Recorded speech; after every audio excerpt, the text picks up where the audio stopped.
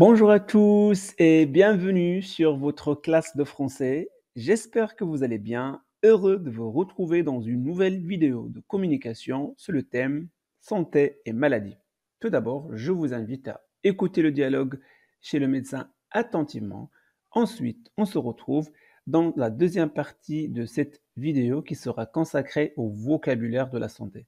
Bon, dans cette partie-là, vous allez apprendre plein d'expressions pour exprimer la maladie.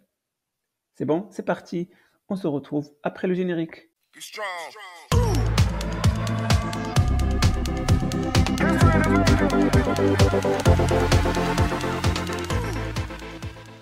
Bonjour madame. Bonjour, monsieur. Veuillez vous asseoir. Que puis-je faire pour vous? Merci madame. En fait, je ne me sens pas bien. Alors dites-moi, qu'est-ce qui ne va pas? Je suis malade depuis 2 jours. J'ai de la fièvre. Je tousse et j'éternue. Avez-vous d'autres symptômes? Oui, j'ai la nausée et je commence à avoir également mal à la gorge. Alors, je n'ai pas envie que ça empire. Alors, veuillez vous allonger sur le lit. Je vais vous ausculter. Ne vous inquiétez pas, vous souffrez d'une grippe. Pour commencer, vous avez besoin de repos. Vous travaillez cette semaine? Oui, je travaille. Je vais vous mettre un arrêt maladie de 3 jours. Je vais vous prescrire un médicament spécial antigrippal.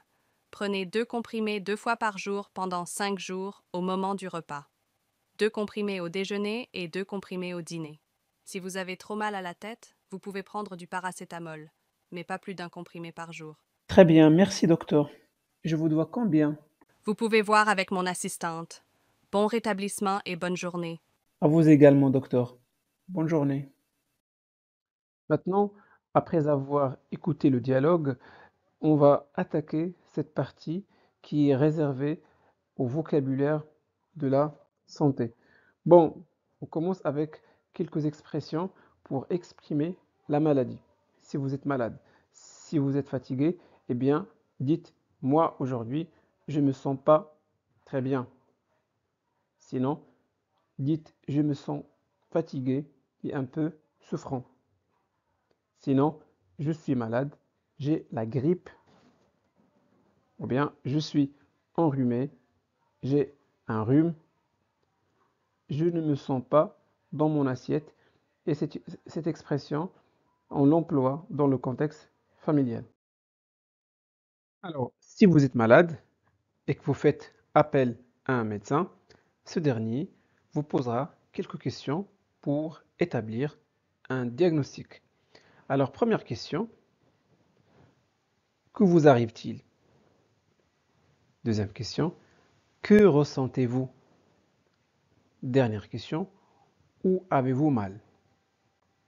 D'accord? Donc, le malade dans ce cas-là, il va exprimer les symptômes de sa maladie. Donc, il va exprimer la sensation, qu'est-ce qu'il ressent, ou la douleur. D'accord? Douleur. Bon, maintenant, on va voir quelques expressions pour exprimer la sensation. Alors, avoir la fièvre. Donc, regardez ce garçon, il a de la fièvre. Il a de la fièvre. Il a 39 de fièvre. Donc, vous pouvez dire j'ai de la fièvre. J'ai 39 de fièvre. J'ai 38 de fièvre. D'accord? Très bien. Avoir des vertiges. Avoir des vertiges. Et voici la traduction en arabe. Voici la traduction en arabe. Je ne sais pas si parmi mon audience, il y a des francophones, des anglophones, des gens qui parlent anglais. Si c'est le cas, faites-moi le savoir dans la partie réservée aux commentaires. Comme ça, je pourrai faire des traductions en anglais. Alors, avoir des vertiges, j'ai la tête qui tourne. Si vous avez des vertiges, vous allez dire j'ai la tête qui tourne. Ou bien j'ai des vertiges. D'accord? Et si nous sommes en train d'exprimer nos sensations. D'accord? Avoir des frissons. Avoir des frissons. Regardez. Alors, je peux dire j'ai des frissons. J'ai des frissons. Ou bien je tremble. Je tremble. Je suis malade. J'ai des frissons. Ou bien je tremble. Avoir des courbatures. Des courbatures, en fait, sont des douleurs musculaires. Alors regardez cette dame, elle a des courbatures. Elle a des douleurs musculaires. Et surtout après une séance d'entraînement, le lendemain, euh, on ressent des courbatures, des douleurs musculaires. Alors, elle a des courbatures. Elle a des douleurs musculaires. Elle a des courbatures. Avoir le nez qui coule. Avoir le nez qui coule. Donc, l'expression que vous devez utiliser dans ce cas, il a le nez qui coule ou bien j'ai le nez qui coule. Tu as le nez qui coule. Avoir le nez bouché. Je ne peux pas respirer. Alors regardez, le nez bouché. Il a le nez bouché. Il ne peut pas respirer par le nez. Avoir la toux. Avoir la toux. On dit j'ai la toux. Ou bien le verbe tousser. Je tousse. Je suis malade. Je tousse. J'ai la toux. Ou bien je tousse. Avoir la nausée. Avoir la nausée. Alors pour exprimer cette sensation, on peut dire j'ai la nausée. J'ai la nausée. Ou bien j'ai envie de vomir. Vomir. Avoir un rhume. On dit j'ai un rhume. Ou bien je suis enrhumé. J'ai un rhume ou je suis enrhumé.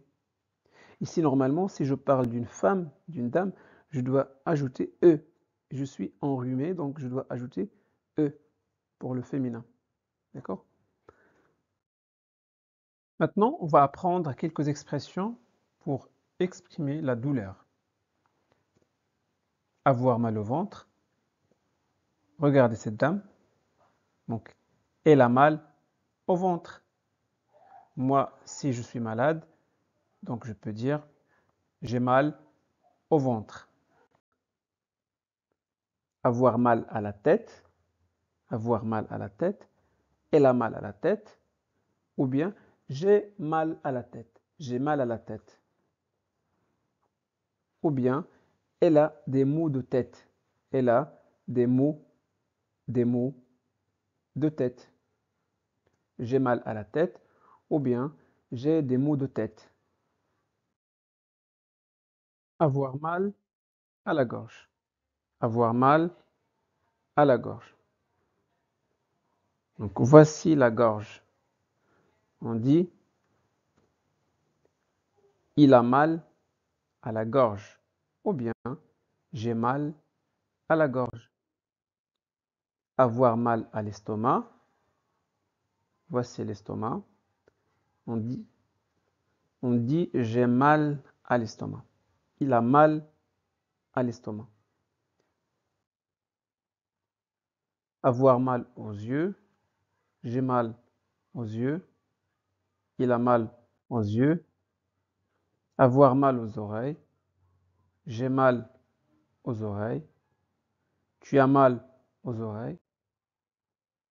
Avoir mal aux dents. Voici les dents. J'ai mal aux dents. Il a mal aux dents. Les actions du médecin. Alors, regardez, c'est un médecin avec son patient.